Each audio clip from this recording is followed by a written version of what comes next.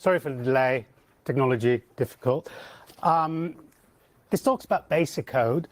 BASICODE was a cross-platform basic API that arose from the Dutch hobby scene back in the 1980s. And it's quite interesting because it's an example of a bunch of geeks really coming together, having a problem, solving it, and this kind of taking off for about 10 years after that. And essentially, the summary of it is they wanted to find a way of transmitting software over radio that would work on many different kind of 1980s microcomputers. So this talk has a bit of a history focus, but there should also, if I have time, be a retro computing demo at the end. If I can go to the next slide. Oh, that doesn't seem to be the case. Okay, I'm sorry about the horrible technology, but. So just to set the scene, in the early 1980s, it became possible to create computers that would fit on somebody's desktop. So these were microcomputers because they were small compared to the computers people were used to at the time. And everybody really wanted to jump onto that bandwagon. So basically every typewriter manufacturer, every radio manufacturer went and built one of these microcomputers. So we can see here some examples. There's a Commodore PET, there's an Apple II, there's a Tandy Radio Shack 80, also known by people who love it as the Trash 80, and Philips P2000T, and that's a thing called the XCD Sorcerer that I hadn't heard of ever before doing this talk. So these, as you can see, especially the PET, it shows you it has a cassette player. The P2000T has a cartridge. Some of these had floppy disk players, but cassettes, audio cassettes, were really the way of getting software into these things. And generally also, these things would boot into BASIC. They wouldn't really have an operating system. They'd have a BASIC, and it would be a Microsoft BASIC. Microsoft had really cornered the market for 8-bit BASICs back from the time when they had built MITS Altair BASIC, which fit in 4K, which was, really a cool thing. At the time, Microsoft did cool things. And so everybody who built one of these essentially went and bought BASIC from Microsoft, except Apple, they built their own. Now, that doesn't mean they were the same BASICs. They were all, so Microsoft had a Z80 BASIC and a 6502 BASIC, but all these manufacturers, they wanted something special for themselves. So they licensed it, they made some changes. In the end, all of these BASICs were similar but incompatible. So just to show some simple basic program, just also to set like what is programming like in this awful language. This is TRS-80 BASIC. So you can see a for next loop, clear the screen, and then you can do some formatted printing in TRS-80 BASIC. It was quite spiffy. You couldn't do that in Commodore BASIC. So to clear the screen, you had to print character 144. It would clear the screen if you did that. But in Commodore BASIC, you could leave out the spaces, so it would take up fewer bytes on your, so it was also less readable. And this is Apple BASIC down here, nice and neat, of course. But to clear the screen here, you'd use the text command. So one of the things you can see, for instance, a simple thing, clearing your text screen, 3 basics, very similar, but all different commands do that. So that's a problem. And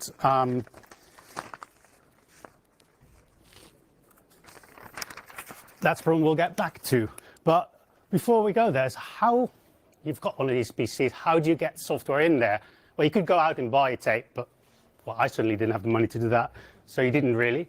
So you could swap tapes with your friends, if you had friends, unlike me. Or you could get some magazines, and they had printed programs in them, and you would go and type the programs, and you would run it, and your computer would crash, and you'd forgot to save it. You'd have to start all over again. This time you saved it, ran it, didn't run because there was an error, so you could find which line was the error in, try and fix it.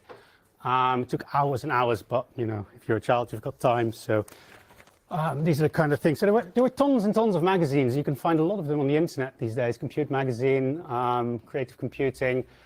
A lot of them were specific to one particular platform. So here I can see an Acorn one and a Sinclair one. I just ripped these pictures off the internet. This is from, I think, Compute, but I'm not entirely sure. But generally, this is kind of the sort of hell you had to type in. And also, if the magazine you had, had a nice game, you wanted that, but you didn't quite have an Atari, you had a Commodore. So what you could do is try and type it in and start modifying it until it worked on your Commodore. And that was not easy because all these basics were different. So some magazines would helpfully give you some hints as to what you would have to change for a different platform. So maybe on a Commodore, you have to change this command.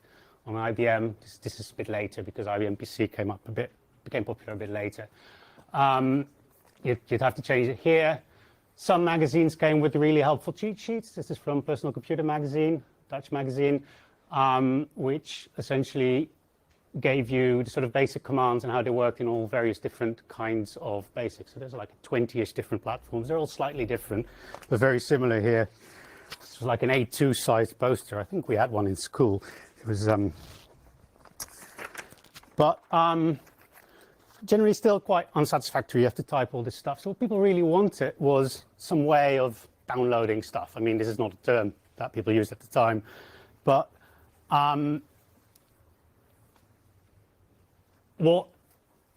apart from the sort of the magazine scene, there was also a scene of radio amateurs. There was a scene of people doing cool stuff on the radio. They were often electronic geeks. They were often interested in computers.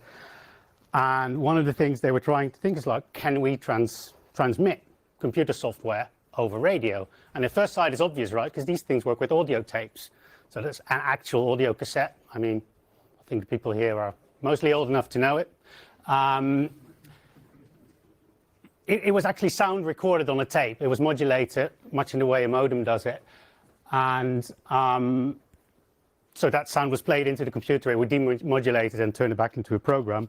So at first, this is what they tried. So they had like 4 target platforms. I'm speaking about a particular radio program, which is Hobbyscope, which was a Dutch NOS. It's a Dutch broadcaster, had this program once or twice a week, I think. And they did a lot of experiments with radio. They were allowed by their bosses to do stuff, to break stuff and do interesting stuff. So they tried doing stereo when everybody else did mono. And so they could make noises and stuff, because programs on audio, it's fairly awful noise. It's a lot like, pulling your nails down a blackboard. I think you're kind of old enough to know what a blackboard is. But oh, here is one. I'm not going to do it. But in any case, so you had 4 different platforms. Well, actually, they all had cassettes, but they all did it in a slightly different way.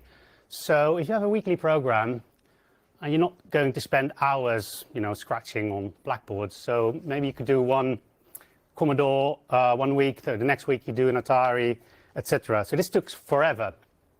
And moreover, a lot of these modulation schemes, they were designed on a cassette. It's not that much noise compared to a radio. So quite often they weren't robust enough to survive radio transmission. So this didn't really work. It was a great idea. It didn't really work. But they sort of they kept on with it. Sorry, I need to check the time occasionally. And so they thought, well, this problem we can solve. We can kill 2 birds with 1 stone here. What if we design our own modulation scheme? We take one that we know is robust to radio transmission, and we're going to write software for each of these 4 platforms that we're looking at. It was actually the 4 that I showed before. So it was the PET, it was the TRS-80, it was the XD Saucer, and it was the Apple II, I think. Philips P2000 came later. So we're going to write programs, we're going to sell them, so people will pay us money and we send them the tape. And that will modulate this sort of standard scheme. It's based on the Kansas City standard, if that means anything to you. And this way we can transmit one program in one go, and people can record it, use this program to decode it, and use it on their machine. So just to show you what this looks like, this is how the LSJ would be transmitted. It was a 1200 baud scheme, which means 1200 bits per second. It had some start bits, some stop bits to frame a byte, 8-bit bytes, unlike the PDP that we saw earlier in one of the main talks. And it had sort of a pilot tone at the start and some error correction. There was a checksum at the end. The bit would be in least significant first, the byte. So actually what we're seeing here, and also for some reason that eludes me, the last bit. So that's the most significant bit was inverted. So actually we have 0, 1, 001010, which, if you're quick with binary, is the ASCII code for the letter J, is the number 74. So this worked very well, and they were very proud of it. And they were so proud of it that they did a television transmission. And there's a still here of that. So this was in 1981. It was, again, a Dutch program called Horizon. And on air, well, on TV, they showed somebody transmitting this program and people sort of loading it into their pets. And I don't really recognize these other machines, but into 5 different machines. And they could load it and had to do a bit of modifications, and then they could run it. And, well, it was brilliant. I mean, oh, to be alive in such an age when this is possible, right? So now it's brilliant to the point, well, now we solve the transmission problem. What we haven't solved is the compatibility issue. Remember, all of these basics were like annoyingly slightly different. Like, for instance, clearing the screen is difficult. So these people would have to go in and change the clear screen command to whatever it was on their platform. So the next step they took, so what we just saw was BASICODE version 1. The next step they took in 1983 was, what if we abstract that stuff out? So all the sort of standard things we want to do a lot, like clearing the screen, moving the cursor to a certain position on the text screen. At the start, it was all text-based. What if we write routines for that? Now, BASIC didn't have named functions. It didn't have named procedures you could go into. It had line numbers. You could jump to a line number, but you could jump to a line number and then jump back to where you were before, which was the go-sub command. So go-sub jumps into a subroutine. So they defined standard subroutines. Subroutine number 100 would clear the screen. So instead of writing CLS on one and text on another, you'd write go-sub 100. And the next version, the version 2 of the demodulation program, would actually include a standard set of subroutines for your platform onto the program that you just downloaded. So you wouldn't just see this, you would see a bunch of code on top of that, which defines subroutine 100. It would define the go to 20 is a bit odd, right? Because you don't see it coming back, but it jumps back to 1010. Couldn't be a subroutine because they had to change, they had to clear the memory at that point, and that would drop the go sub stack, obviously. So you couldn't actually go sub into 20, it had to go to in it, and it would jump you back to 1010. So this is the same program I showed before. It's just a simple thing that prints FOSDEM and then with an increasing line number runs over it and then sort of goes back and does it all over again. It's a bit silly, but I had to write something quickly. But this was the real innovation, that actually this API, again, modern parlance, that defined these go subs that would do the things that you'd want to do but were difficult in different versions of BASIC, that really made things take off.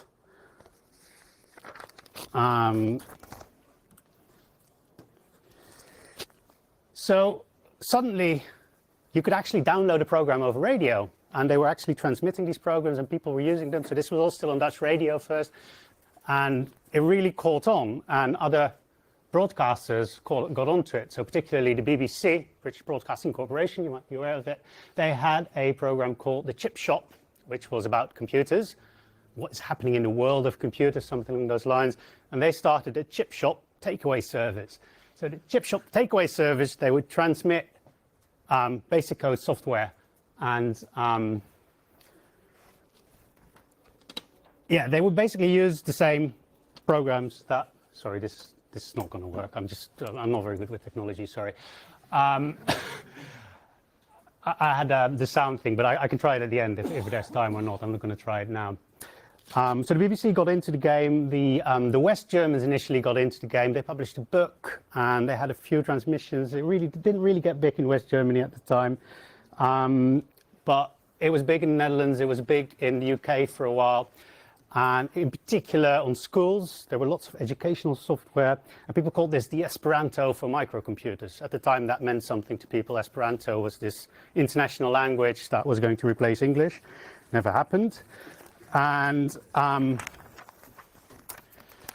so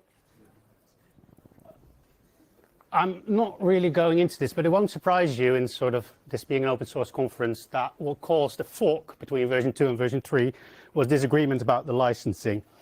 And that meant another broadcaster came in. There was a third version, did color and graphics, and it was cooler, but anyway, stuck with the old version. But the interesting bit at least a bit I find quite fascinating, is that towards the end of the 80s and towards the end of the life of the German Democratic Republic, East Germany, it actually, so in early 1981, nobody thought they just had 40 years of East Germany. They thought there would be another 40 years. The war was going to be there forever. So the previous speaker mentioned already, like across the Iron Curtain, this was a completely different world. It was a bit mysterious and we didn't know about it. So the German Democratic Republic, they built their own computers. So this is Robotron, so the Volkseigene Betrieb Robotron, sort of the state company that built computers. So these were used, but they were very difficult to get. So they, like companies would have them in schools maybe, but people at home, quite often they'd have Western computers if they could get their hands on them. So what Radio DDR wanted to do, so the state broadcaster, was they had a sort of 10-course BASIC, how to do programming in BASIC. And they built it for Robotron computers, because obviously that was their own stuff. And they also wanted to transmit software over the radio, and they did that for Robotron. It sort of worked, but they kind of ran into the same issues as people had in the West. And interestingly, obviously, Berlin, divided city, people in the West could listen to the Eastern radio. Interestingly, there was a listener in West Berlin who also listened to Dutch radio, because this was the Dutch broadcasts were on medium wave. Medium wave goes quite far, so you could actually get it in Berlin. And Dutch being close enough to German for this guy to understand basically what it was about, he was aware of this BASICODE protocol and this BASICODE software, and he wrote a letter to Radio DDR saying, are you guys aware of what's happening in Holland? And this could be interesting for what you're trying to do with your basic cores, which I very much like, etc. So they did, and they were very enthusiastic, and they sent a delegation to the Netherlands to have some negotiations, and essentially they licensed BASICODE to use it in East Germany. Now, around about this time in the West, the IBM PC really started to dominate, and there wasn't really a need for BASICODE anymore, especially in the early 90s. People didn't really need this anymore. But in this way, in the East, for a few more years, even though the DDR stopped existing, for a few more years, it sort of had a lease of life on East Germany. And there's an interesting picture of a vinyl record, which they used instead of cassette tapes, because cassette tapes were rare and difficult to get. Here we get to the sort of retro computing part of it. So today we have a replacement of BASICODE. Today we have JavaScript, which is also an ugly language, which is also the first language people learn when they go into school, and they sort of try and do little things, and it works on every platform. And yeah, it's to me, the obvious thing was, well, what if you have a BASICODE implementation in JavaScript? So I built a basic interpreter doing exactly that. I wasn't the first one to do that, but it's better. Mine's compatible with basically every BASICODE program I could find. And the other thing I did was document every BASICODE program I could find, taking it from the original audio and putting it on the internet. So it's all on GitHub these days. I was hoping to demo this, but that means I need to do scary things with technology. But basically the way it works is you put a script tag in, and rather than having a standard script, you call it text BASICODE. And this little script I wrote will replace them all with a canvas and start running the interpreter and basically run your program. And here are some examples. This one I wrote myself, and these are just sort of it's a Russian course and Pythagoras 3, sun and moon sort of thing. These were the sort of educational things that you could get on BASICODE at the time. The interpreter is a fairly standard affair. I've got little background in doing this, so I probably reinvented the wheel 100 times, but there you go. Now, let me just first show you the last slide, and then I try and go into the demo, because I'm not sure about whether that's going to work or not. But this is just a thank you to a lot of people. I mean, I ripped most of the contents of this talk from these people and these publications. There's a bunch of links on the GitHub place where you can also find all the BASICODE and a link to the interpreter and the demo that I'm trying to make now, which I have really no idea whether I'm going to make that work. Yeah, I might be able to. Right, so forgot to. So here's actually the program I just showed, and this is what it does. It's really fascinating. But so let's see if I. Now I need to get to, yeah. So this is one of the programs, one of the educational programs that was published. So it will show radioactive decay. We're not going to read stuff, instructions. So let's just jump into the experiment. This will just show how radioactive decay worked. And you basically see these atoms decaying until not many are left. And then I think it would tell you how long it took or what the half-life was. Well, anyway, yeah, so this tells you the instructions. So this is kind of an example of one of the early ones. You'd have some educational things, but you'd also have little games like here. There's a car race. I don't want instructions because I don't have time. And okay. Again, yes. So this goes way too fast, but you kind of get the message. Yeah, this is going to draw everybody's attention also because our kind hosts. So this is, you'll know the statue. There's a little statue in Brussels, right? Monica Piss. And it's a little boy that pees. And I think I need to sort of give it a power and an angle. And then, so I missed the U. I need to pee into the little pot over there. So I think I need more power. Yeah, sorry. I mentioned I was bad at technology, didn't I? Well, that's not too bad, but yeah, too much power. So again, you know, it's kind of educational. It teaches you something about ballistics in a way that captures people's attention. And also think at this point, I am kind of running out of time if we want to do any more questions. So let me, are there any questions? Let me just put ourselves back to the, oh, this is not going to work, is it? Okay, are there any questions? Yes? Why doesn't the modulation used on cassette doesn't work on radio? Because it's very similar. So the question is, why doesn't the modulation that was used on cassette work on radio? Because it's very similar.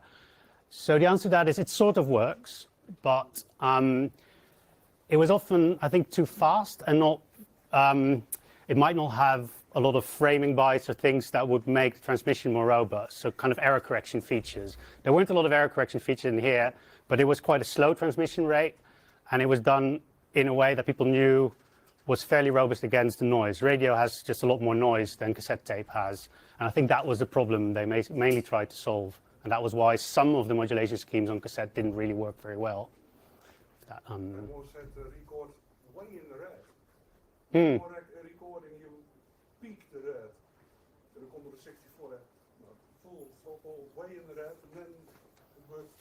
Yes. Better. So I think if you're really over, there's a word for that, I forgot, but yeah, if you put it way in the red, if you oversaturate it, yeah, then you mentioned it worked better. I think that's because then you kind of force it to be a square wave, and I think the software did just much better with square waves. So I think that was one. You sound like you did this at the time. I tried at the time. I couldn't. I never made it work. So you know, I caught up later. There's a question at the back. Yeah, I'm thinking how many people used it. Oh, it's a good question. How many people have actually used BASICODE? Oh, that's quite a lot of people. That's really good to see. So if you want to, you know, go back to the old times, you now know where to go. The sample, yeah, let's try and go to the sample. Maybe I can tell you which program it is. Well, this is from the chip shop, but see, my problem is if I go here, maybe put it.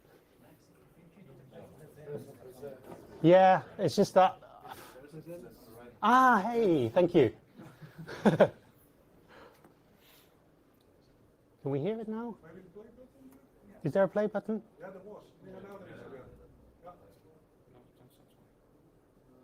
Yeah. No. Clearly not written in BASICODE. And oh, can we hear anything? I can try and play it here and turn it up loud, but I'll have to turn off the screen. There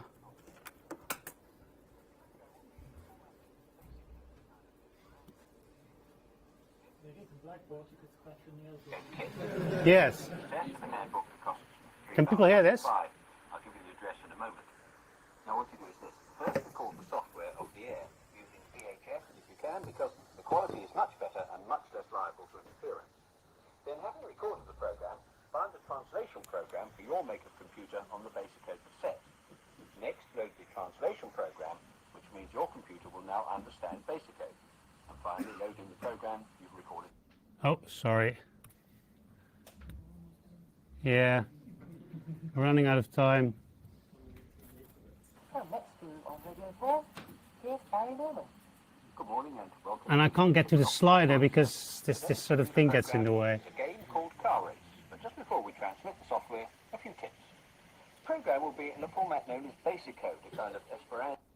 Sorry, I'm just, I think we've run out of time, so sorry about that. We can try, if people are interested, to show you how it sounds. A bit like a fax machine for the idea. Yeah, you get some, if you've ever heard a modem, it sounds a lot like that. Yeah. So I'll stop taking up the time of the next speaker. So thanks very much for your interest. And,